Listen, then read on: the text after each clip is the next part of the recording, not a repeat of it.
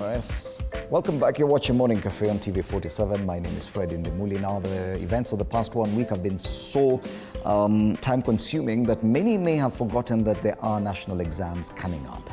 And yes, the Kenya Certificate of Secondary Education KCSE exams 2025 begin today.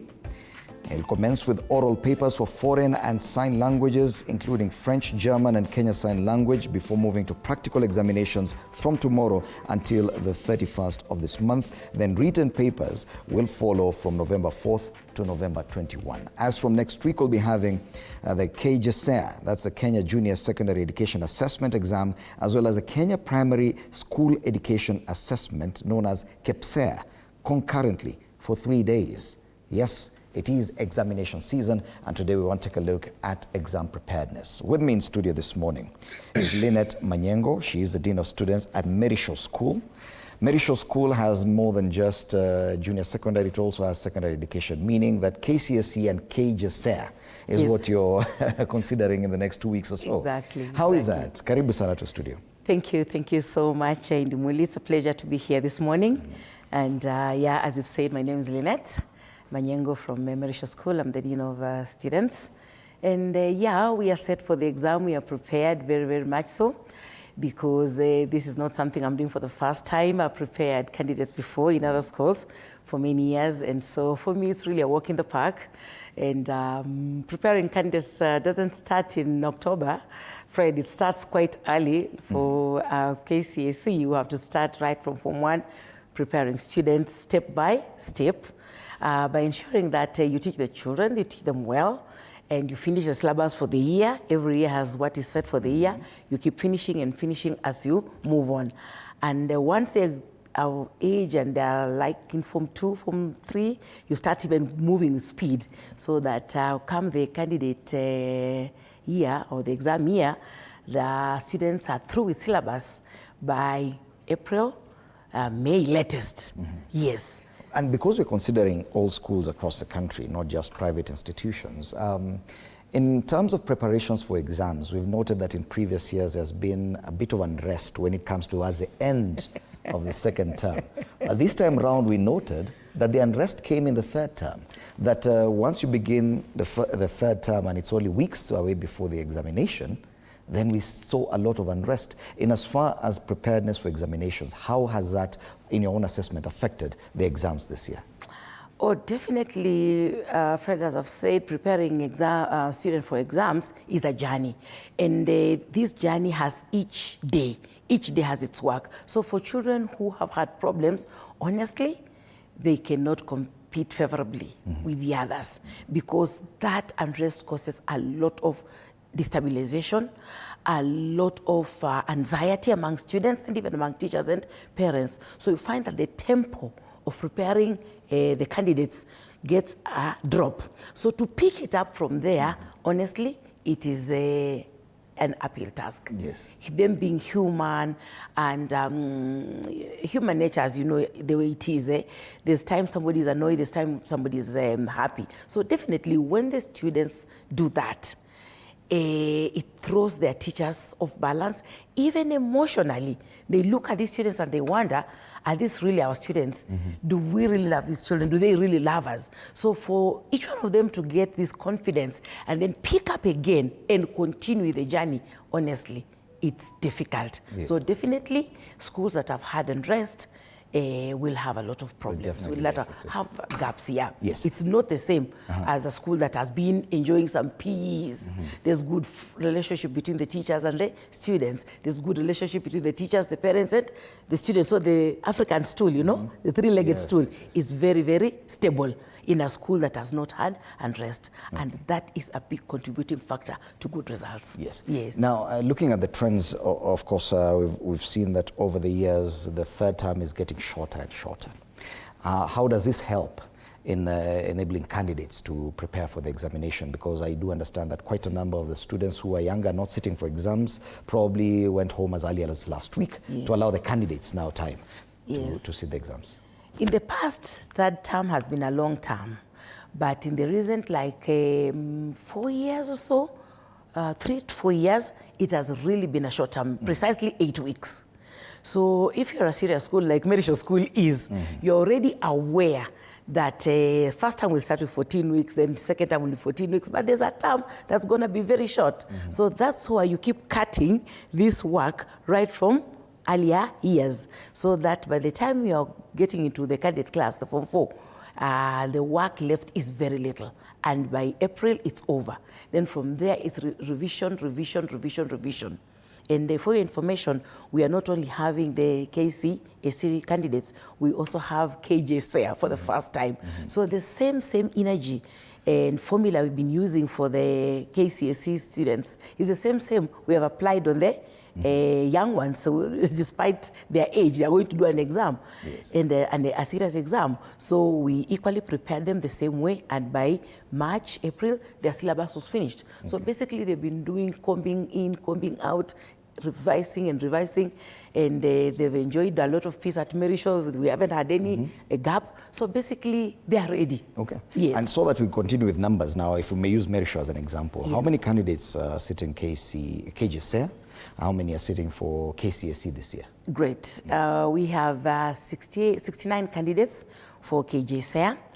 Owing to the fact that, we are doing it for the first time, and Merisho being a new school that has just come in with a bang, we thank God for that number, because not many schools have got that kind of a number. So we realize that's a big class. So we've been having we have two streams. We've been teaching them as two streams, And then for the mega and mighty KCSE candidates, this year we have 160 candidates. 160. Yes, last year we had 52. So you can see it's double plus. And therefore the energy has been double plus. Yes, to manage that number, you use different energy from what you use to manage 52 candidates. Right. Yes. Of some of us who sat for KCSE back in the day, and we used to be many people under 844. Yes. And I know the 844 system is still there. Has anything changed as far as examination preparedness? And are there new methods of preparing candidates and teachers and even parents as you get closer to exams? And what are these methods? Well, when you start KCSE, I'm sure if you are in my school, I would have taught you. That time, the candidates were not many. So you'll find that even the competition was not very stiff. But as years have gone by, candidates have increased, people going to school have increased, and so the competition has increased. So everybody wants to become number one, even if we are not being ranked officially, but each school ranks itself internally to see where are we. So that creates a space for really each school doing its internal preparations. There are those general preparations for the candidates. You have taught, you finished syllabus, so what? I'm sure there are schools that stop teaching in May, in April, or there are candidates who have just made it difficult for their parents for their students, their teachers, to teach them, and so teachers fold their hands. They're also human. But in a school like Merisho, learning goes on up to the weekend. I taught. Before the exam now kicking off today. So you have to have your internal plans. For example, you'll see we finish syllabus in March, April. From there, what have we been doing? Revision, revision, revision. And this revision is well organized. First, when you give exams, you realize that students don't do well in certain areas. So every teacher is given that challenge to find out which sections didn't your students understand well. And you're able to see them from the way they answer exams. That's how you know whether a child has understood a concept or not. So when you find that there's an area that is failed by more than half of your class, iko kazi hapo. You must reteach that area. So you pick out those sections and redo them as you go by and by and by. So apart from now reteaching, another revision is now, once you've confirmed everybody is performing fairly above average in every section, then you know things are good. So you move to the next level. What is the next level? Doing mocks. Mocks, students fear mocks so much. Yes. So we have given them names like trial 1, trial 2, trial 3 to demystify that mock word that normally makes students feel very uncomfortable. So they do several of those. That comes in a lot in second term. and we did a lot of that in second term. Finally, we finished with the last trial, which comes in end of July. When we kicked off in September, we continued now to give them the KCSE past papers, exams from there. Why? Because, you know, the NEC people, the NEC team has got a specific way, specific language of asking questions. So we want now to expose them to the NEC language so that it doesn't look strange from today. Yes, so they've gone through a lot of those KCSE papers, cutting across in all the subjects, all of them. Okay. So this makes it very easy for them to understand the language that they'll start experiencing from today onward. So it will not be strange. But there's usually a challenge, and I've seen this, that and probably the reasoning why we're changing the examination system, which we'll talk about. Yes. That as you talk about it, it's about the average performance of the school or the class. But there's individual performance. And a student who has performed exceptionally well for all the years gets to a point when they're doing their KCSE, then something happens. And probably for the last 1 week or one day only, something happens and they're not able to perform the same way. How do you handle this? It's very unfortunate because in KCSE, the exam you do starting today is what will count. How good you've been in the past doesn't really count. But for CBE, thank God, it counts. So in a situation like this, we are also very careful with the candidates so that anxiety doesn't creep in, because when anxiety comes in, indiscipline is likely also to come in, and you can lose students, Fred, in these few days. I'm telling you, you can lose students, and you know, they're also growing. Some of them have just turned 18 now, and there are also those emotional changes in the body. They're also feeling, hey, I'm also a big boy now, Mrs. Manyengo, you cannot tell me the way you were telling me last year. You know, I'm now 18. So those are things we really take care of, because they do happen. They can affect a child very badly. And at Merisho, what we do, we have mentorship. That's a special thing that we have for the candidates. We're just mentoring them to cushion them. You know, now they're as delicate as an egg. Anything small can really tear them into pieces. So the mentorship programs we have put in place, there's something called the principal's charge, where the principal now keeps on talking to them and encouraging them and showing them how possible it is. And you know, this being home of the boy child, there's also this man-to-man talk, and you have brought all the men who have done well, like yourself. It's only that this time we missed you. Next year, I'll pick you as one of the men to come and charge them and tell them, guys, look, we have done the exam before, and there's nothing to cause you start behaving differently now that KCSE is here. In fact, if anything, you are supposed to be at your best. We also have challenges like sicknesses coming in, and even loss of parents coming in at this time. A serious school like Merisho has that in mind and is prepared. Should that happen, how will we cushion this child so that this child is able to just sit for the exam comfortably? So that mentorship also helps them and prepares them that something like that could happen. You're not going to stop doing exams because this has happened. You must, you know, hang on and complete the race, which I'm sure in other schools nobody stops to look at that emotional part of the child. In that way, you can easily have a child going to C, yet he was an A student. So we are very careful and we guard that very, very jealously. Because it's a long period, especially for KCSE. Yes, 3 weeks. 3 weeks, yes, probably yes. goes up to a month, starting today. Basically, starting today is a whole month. It's a whole month. Yeah, because a lot could happen in between. How do you sustain all your candidates at the same optimum level? You've prepared them for the whole, all this time. Then this 30 days could actually determine a lot. How do you sustain that? One, we make sure we are not far. You know, like Merisho is a boarding school. So the children are at home. This is their home. They don't have any other home. And we are the parents. We are the teachers. We are the parents. So we are around them, just around them all the time, to keep on reminding them that you are still a student. The fact that you're starting KCSE doesn't mean you don't comb your hair. The fact that you're starting KCSE doesn't mean that you don't uniform. You are a student at the last minute. So, you know, children naturally, Fred, will learn through repetition. And if you keep quiet, you stop talking, they think, it is well. the way we are going is fine. And they'll try you. One will come, hasn't combed their hair. One will come, the shirt is hanging. In Merisho, we don't allow that. You're a student until you step out, and you should remain disciplined. So discipline is optimal. Yes, discipline is, that one we can't compromise. We can't compromise. Last year, we didn't have any problem because we moved the same way. And I don't expect any problem this year with the 159, 160, even though there are many. But students are students, and you never know. So we are ahead of them. Okay. We are seriously ahead of them. I remember back in our time, we were given a special meals during exams. Is that something that helps? Meals is key. Very, very key, very key. And in fact, that one we started in second term.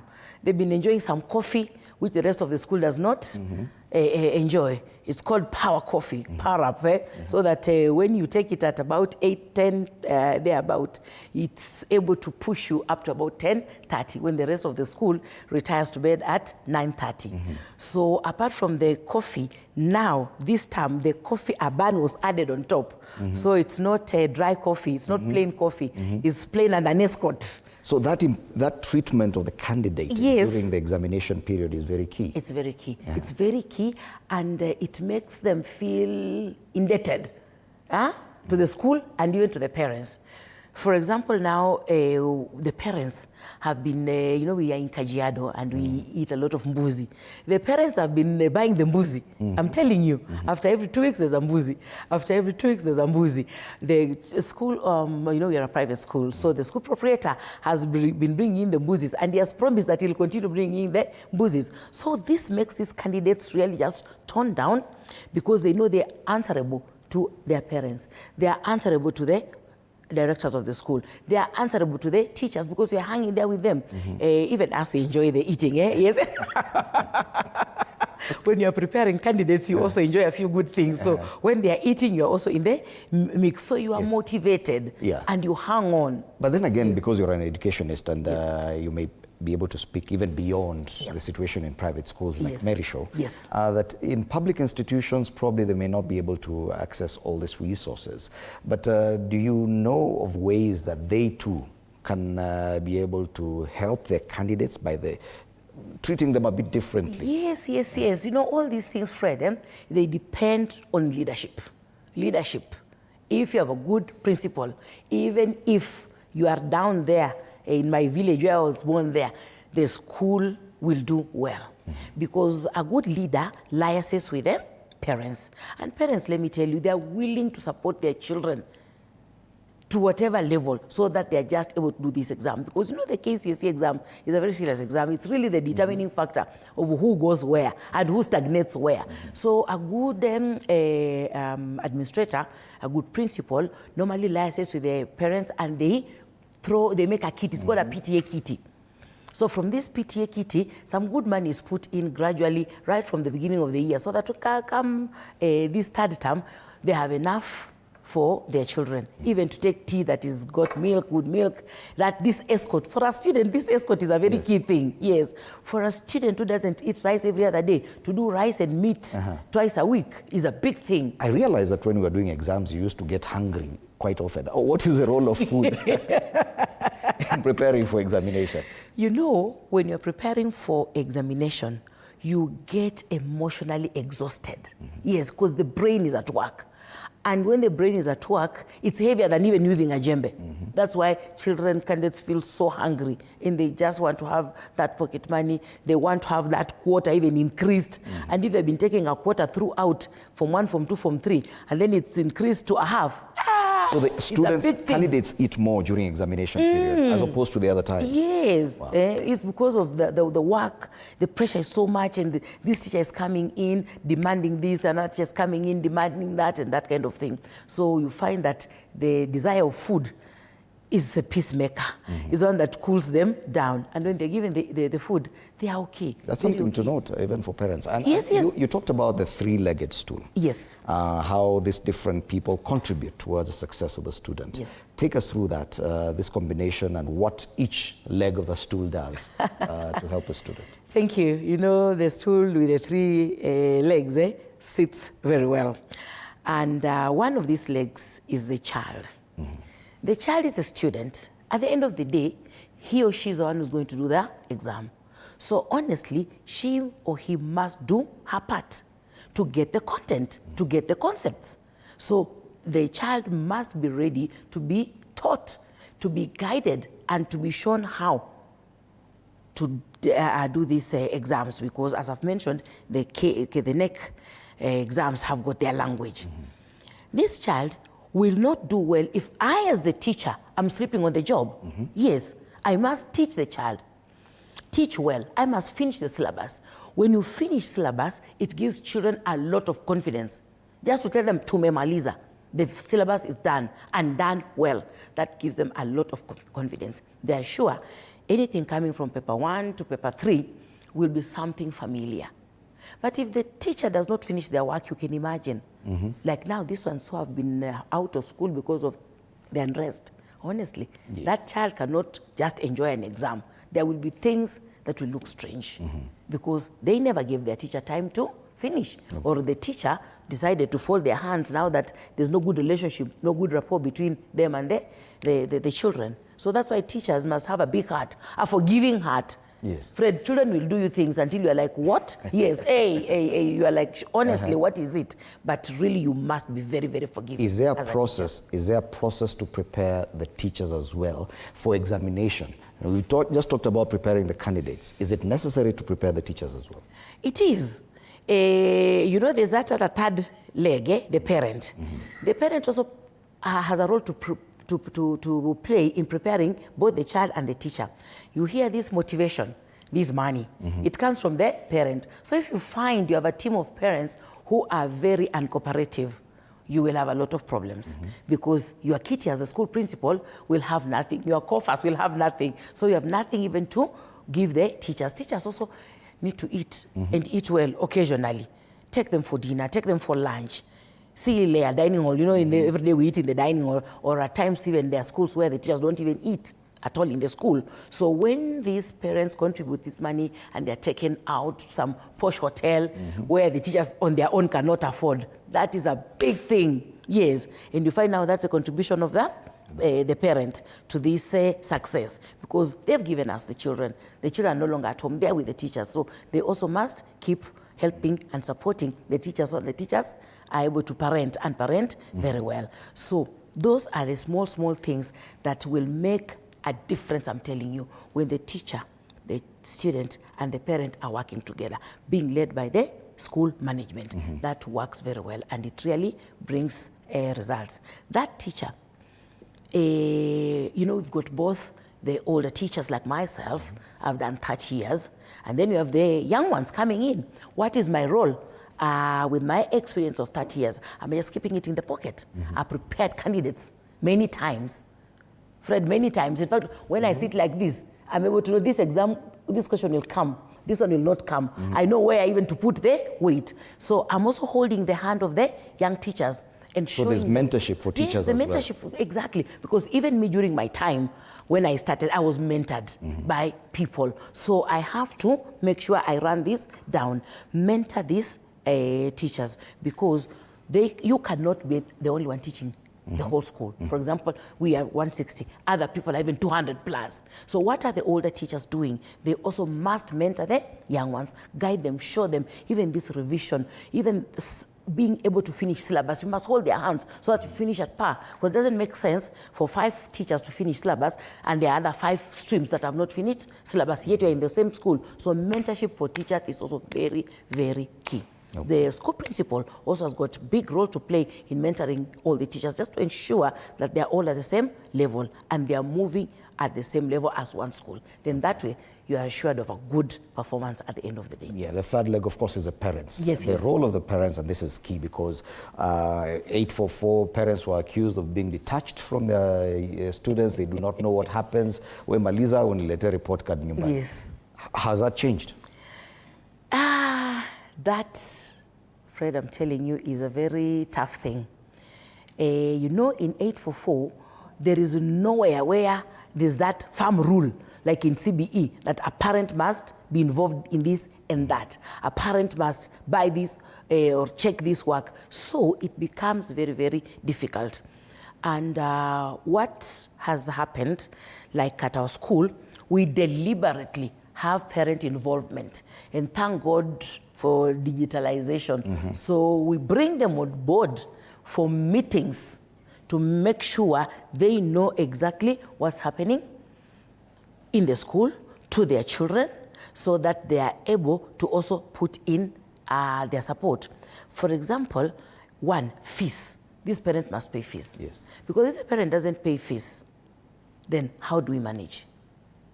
If a child is sent out of class every minute, go out, your parent has not paid fees, you know, that disturbs. So that's why the parent is told, please, for a Form 4, please finish the fees clear by media.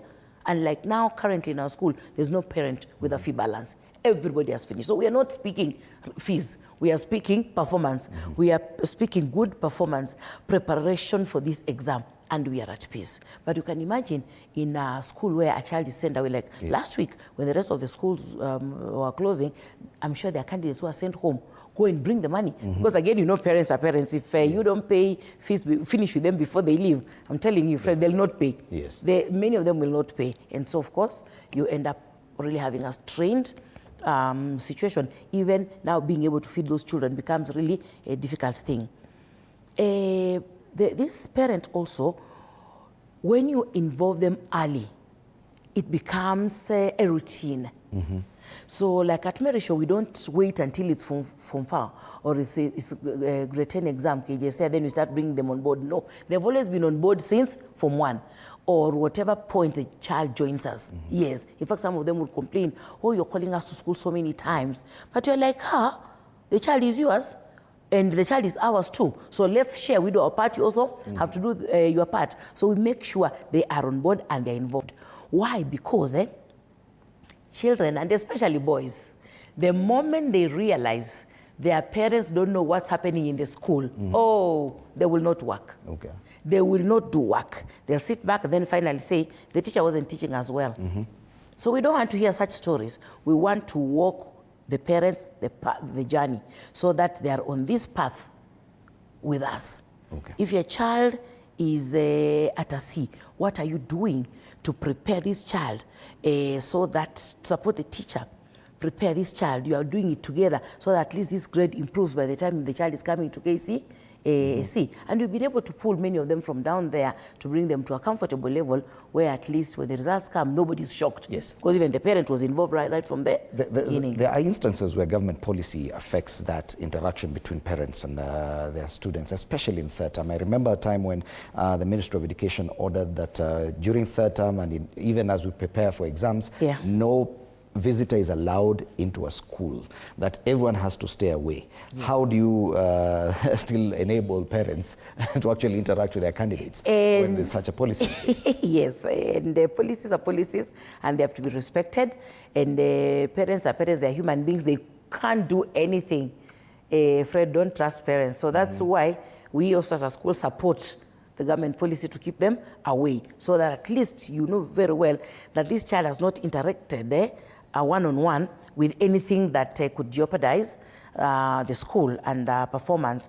So the phones are there, and as I've told you, we do a lot of phone communication, even like prayers, like we have 5 streams.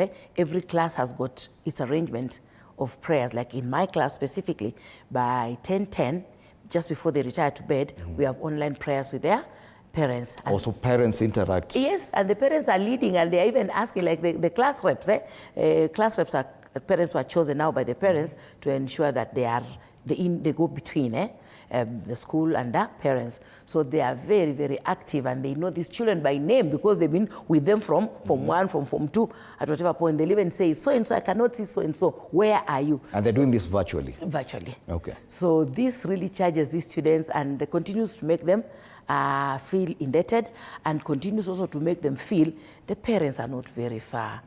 We are together in this, and they're working with us. If a parent feels like they want to talk to their child, we have also not been refusing. But from today, that one we shall not allow. Yes. Because there are issues and there are challenges, especially with the infiltration of the examination system, cheating in exams and all these things, and that is what led the government to say, okay, fine, this is a policy now. Yes. But that could also be part of preparation, probably negative way of preparing a candidate, and it could be coming from parents or other people as well. How do you handle this? Because it is inevitable that some candidates feel that there's always a shortcut. Yeah, when children are not prepared very well, Fred, anxiety comes in. And when anxiety comes in, a child and even a parent wants to use all the means. Because no child wants to fail the exam. Even the one who has been sleeping throughout doesn't want to fail the exam. And that's why now people will use all the formulas they think they can navigate to get a way to pass the exams without having not prepared. So right from the beginning, when now the year begins, this child of course has come from Form 3. And this year now, when he entered Form 4, he knew at the end of the year I'll be sitting exam. We've been preparing them, warning them, showing them examples of what that could cost a school, what that could cost a child. Everybody else will get a result, you will have a Y. Why do you want to get a Y when you have all the time to prepare? So talking about this thing and not pushing it under the carpet, I think for me has worked very well for us and is something that should be emulated by everyone. Let children know that it's wrong, it's lack of integrity to steal an exam. Let children know that you prepare for an exam and the exam does not come from the moon. It is a syllabus. Even show them some of the questions. You know, when you pick the KCSE papers, you see the questions that have just been picked from their books. You see the area, their notes from their books. Once you prepare them like that early enough, that makes them be at peace and that makes them realize that the exam will not come from anywhere, it will come from this book, so let us read. The exam will come from what this teacher is saying, let us listen. So it's really, really a journey. But now when you have gaps, a child was sent home because of indiscipline, has been home a whole 3 months, honestly, Fred, can that child perform like a child was being in class? So those are the things that we guard against to ensure that we are moving with all the candidates at the same level. And I want to say really as an educationist, everybody should take care of a candidate. Should every teacher, every parent, every administration should take care of a candidate and prepare the candidate early enough. And guard, in Kiswahili it said, heri kinga kushinda tiba. Don't wait until the child is in trouble, then you enjoy sending the child away. Help the child so the child is not in trouble. And as I've talked about the three-legged stool, the English say it takes two to tangle. So you really must be in the dance together and tangle together. You don't sit aside and watch. Then once a child is in trouble, you start sending them away. That doesn't really help. All right. Because those are the things that make them now fear, and even parents fear. Then they start looking for means. And we only have about 3 classes to go until we face out KCSE. Yeah. Let's now focus on this other younger classes, KCSE and probably even KCSE that is coming up. And the issue is that the shift in curriculum also indicated, or it was hoped, that we would move from an exam-oriented system to a competence-based system. Have we really shifted, or are we still obsessed with the final exam?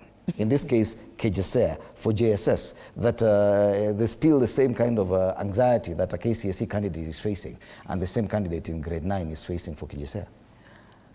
Fred, you know, I'm lucky to be in a school that has got both, the KCSE and the KCSE candidate. I see a big difference. The KCSE candidates are tensed. Even we preparing the KCSE candidates, we are also tensed. You know, you're panicking and you're like... Because it's a do or die. Yes, I'm telling you, there is no other mark anywhere in the bank for this candidate. So this candidate, we must take care of him, make sure he's safe, make sure he's done everything so that nothing goes wrong in between here. But for the KCSE, honestly, I see them just living a normal life. Yeah, I don't see the panic in these students. They are telling me, okay, Mwalimu, we are waiting for the exam and we are prepared. The fact that they know that they have marks ahead in the portal, they are holding on to something, tiring. They have something in the hand. I think that is what has given them a lot of. Has that in any way enabled you in as far as exam preparation for KCSE, that these students are already prepared, they know they've been performing well, so the final exam, they're already ready for it? Yeah, exactly. You know, right from grade, even when they now come into grade 7, at the end of the year, at the end of grade 7, they are doing an exam that is coming from the exam council. I've not set that exam. Okay. Yes, I have been very interested in doing fitting in. So I also have classes in CBE. So my grade 7, I didn't set for them the exam. The exam came from NEC. So they are used to seeing exams from NEC every other time. My KCSE candidates have never seen an exam from NEC. This will be the first time. This will be the first time. So that also creates a lot of fear and a lot of tension and panic. But for KCSE, they know the exam that will come is just like the one they've been doing since KCSE and up to date. So that has really broken down this exam panic, because they know they can't fail flat. Even if you don't do well in this KCSE, you have a bank. Okay. Yes, and that is your mark. It will be added with what little we'll get. And apparently for this CBE, children don't fail. Yeah, because a number of the questions are like everyday life. So I've gone through their papers and I've seen that. So it's just about critical thinking and about what you see every other day. So what is really book-oriented is not a very big percentage. So there's no way a child can fail and get a very minimal mark the way it is with the KCSE. So I think that makes them be at peace. And the government policy on 100% transition, how does it aid in as far as preparing students that they know, okay, fine, whatever happens here, I will transit to the next level? Yeah, these children apparently, they are very aware about their pathways, the way they've been done by the government. So they know if you want to go and pursue a serious pathway like the STEM, you cannot be there when you are below expectation. So they are very much aware that you have to be doing EE, exceeding expectation, to be able to do a lucrative course. Yes, courses are there, and everybody is transitioning, but what are you transitioning with?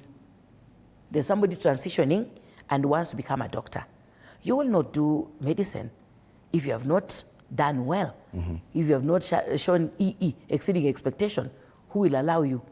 You will not do engineering. Those are very difficult courses. You will not do mathematics, STEM, you know, the whole of that thing. It needs really endowed students. Yes. Okay. The transition for everyone is just because there's therefore a course for everyone. Yes, but you know, there's a course you can rate at 100%, there's a course you can rate at 50%, and I'm sure every parent and every serious child wants to do 50 and above, not 50 and below. Yeah, so everyone transits, yes, but you are transitioning with what? Okay. What has that done to the competition that has existed for many years between schools? That the performance at the exam level is what determined whether your school was better than the next. Now that it's 100% transition, has it affected the competition between schools? You know, in life, Fred, competition is life. Even you as an interviewer, there's somebody else looking and saying, I wish I could interview like Fred. So competition may not be glaring, but it's there in a way. And that's why a parent wants my child to go where the school is able, because it has the equipment.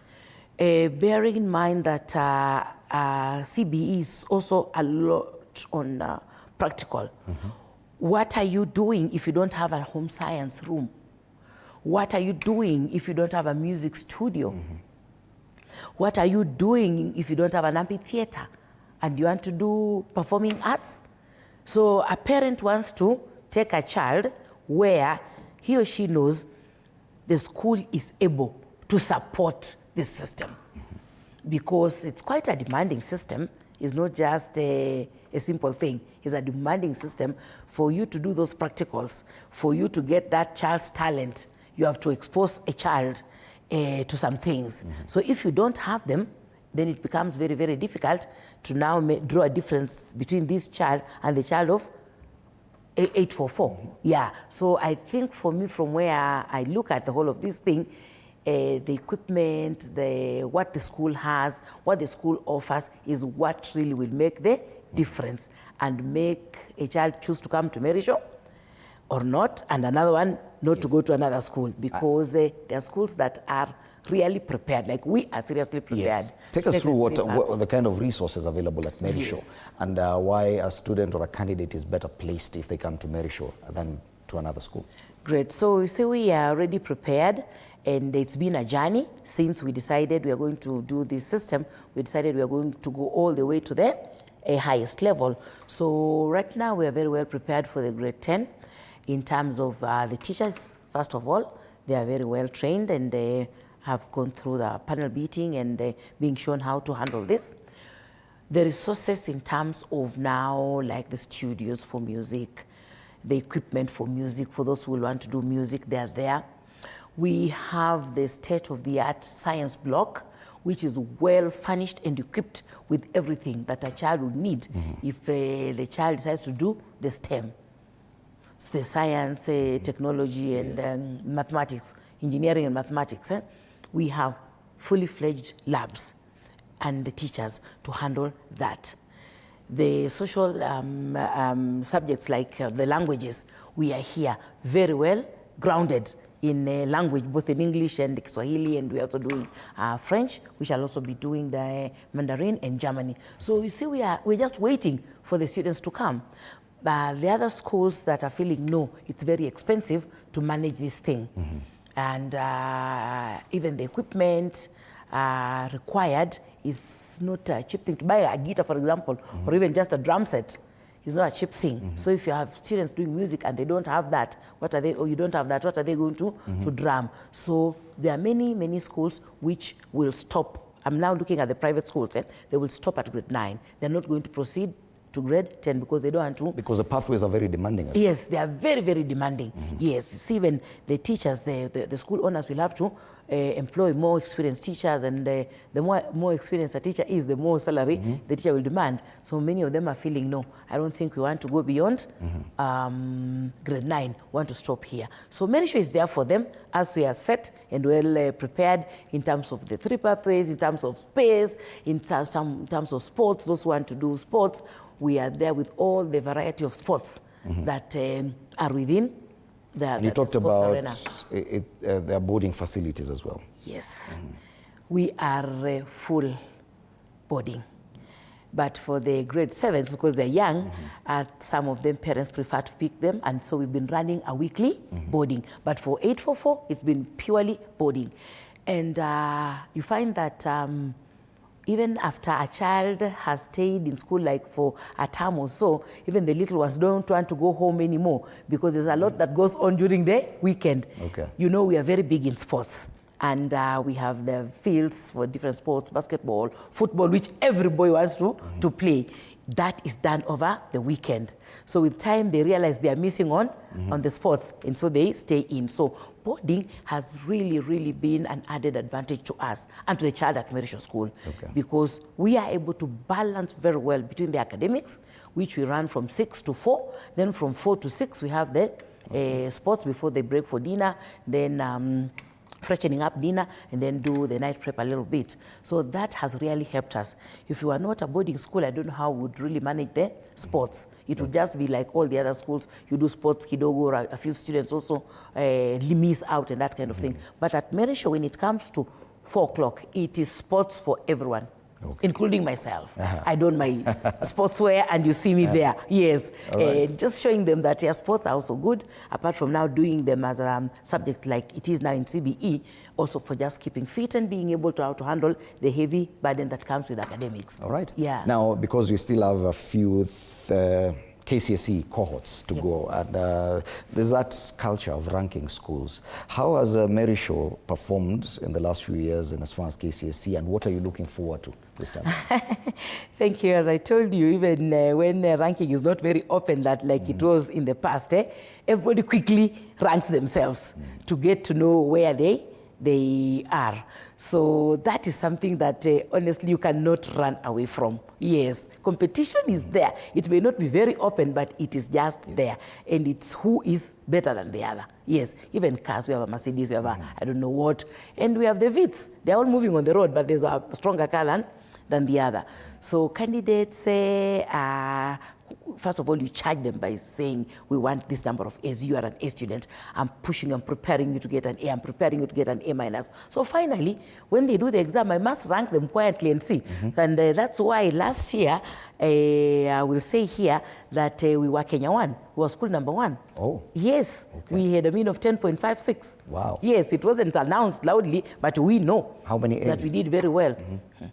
I have lost the count a bit, but we had every child passing to go to university. That's 100% transition. Wow. Yes. Impressive. I think we had 20 straight A's. We are followed by a few A minuses, and basically we stopped at 3 C pluses. Yes. So you cannot keep quiet about this.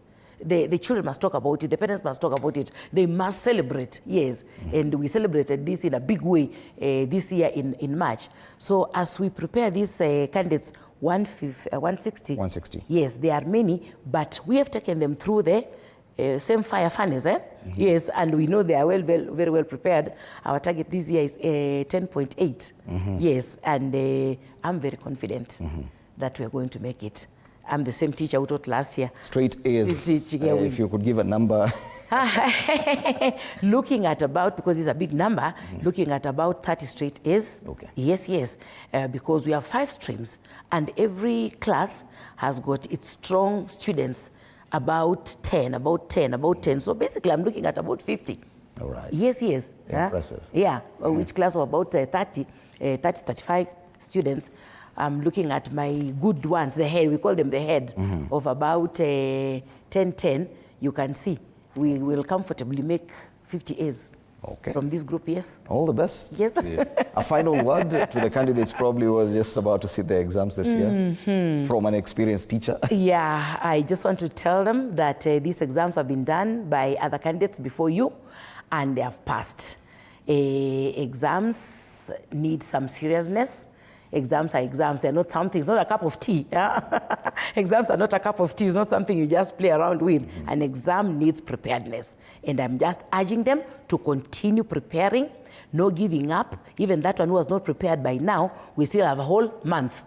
Continuous preparation up to the last minute. Right. And every paper must be given its seriousness, every subject, because all those subjects, they count for that child to get that A or that C+. Yes. Well, indeed, KCSE exams begin today.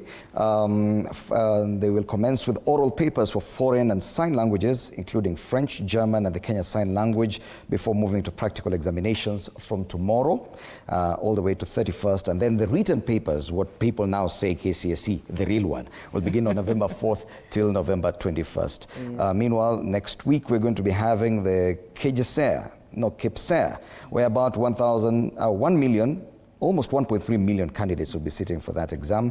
And the KCSE, which is the very first cohort of grade 9 students, about 1.13 million of them. In total, about 3.424 million candidates are sitting for exams. That includes the close to 1 million, about, let me just get the number, 996,000 candidates sitting for KCSE exams. Today we were just talking about preparations for exams across board. Thank you so much, Lynette Manyengo, who's the Dean of Students at Mary Shaw School, which has both the grade 9 and Form 4 students sitting for their KCSE and KCSE exams. That is where we dock this morning. To all the candidates, all the best as you sit for your exams. My name is Fred Indemuli. Good morning.